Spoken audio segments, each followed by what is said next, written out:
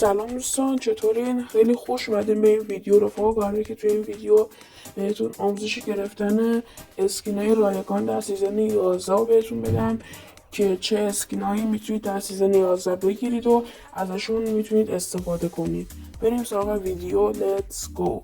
خب دوستان، برای گرفتن اسکین اول شما میرید تو قسمت رنگ بتل رویال و همچنین اسکین هستش از سیزن 10 هستش، اسکین اسپارو هاگ اگه اشتباه نکنم، که اگه رنگ بتل رویالتون رو به گرندمستر 3 برسونید میتونید این اسکین رو بگیرید که واقعا اسکین قشنگیه و میتونید بگیرید. بریم سراغ اسکین بعدی. برای گرفتن اسکین دوم شما اگه مایلستونتون رو بتونید به تیر سی برسونید میتونید اسکین اسپشیال اپس 4 رو بگیرید که خیلی خوشگله و میتونید ازش استفاده کنید. در کنار اسکین شما همین مایلستون رو به تیر 50 برسونید میتونید اسکین اپیک چارلی رو بگیریم.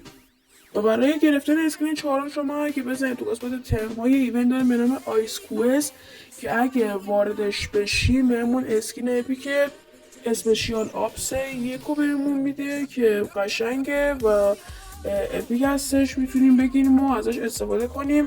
و آموزش گرفتن این اسکین رو توی ویدیوی بعدی بهتون آموزش میدم و ویدیوی بعدی فردا پس فردا میاد، اگه خواستید برید اون ویدیو هم ببینید. برای گرفتن اسکین بعدی شما اگه توی همین مایلستون رو گزینه اکسچنج بزنید میتونید اسکین اپیک تنگو از 30 شاخه‌های ICI که با دادن 45 چالش توکن بکنم بود وقتی بدین میتونید این اسکین رو بگیرید. خب دوستان، برای گرفتن اسکین بعدی شما میتونید تو قسمت استور و استور بوکس که میتونید تو این قسمت اسکین آندرتیکر رو بگیرید که خوشگل. بعضی کسا گرفتن، من تو بتل رویال و مولتی دیدم و اگه دوست داشتید میتونید این اسکین هم بگیرید.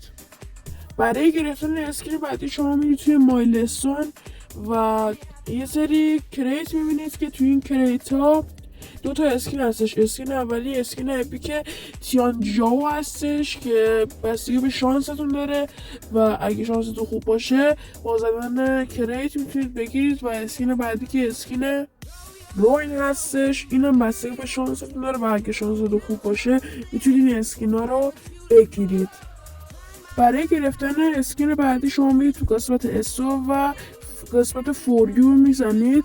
اینجا هر اکانتی کریت های مخصوص خودشو داره و مثلا من این اسکین رو دارم، هر کسی همچین اسکین رو نداره و هر اکانت کریت مخصوص خودشو داره و اینجا هم میتونید اسکین های رایگان بگید. حالا شما اسکین های دیگه داریم، منم این اسکین های مخصوص اکانت خودم رو دارم و شما میتونید با زدن کوپن های طلایی این کریت ها رو بزنید و اگه شانستون خوب باشه اسکین ها رو میتونید بگیرید. و برای گرفتن اسکین آخر شما میرید تو بخش کلندوار و اینجا میتونید یه اسکین پازلی بزنید، بزنید کنار. بله، اینجا توی فروشگاهش که برید میتونید یه اسکین پازلی بگیرید. با این امتیازهای کلند شما میتونید این پازله رو بخرید و وقتی که بتونید پازله رو تعدادش رو به 100 برسونید و 100 تا پازل بخرید میتونید این اسکین رو بسازید و مال خودتون کنید.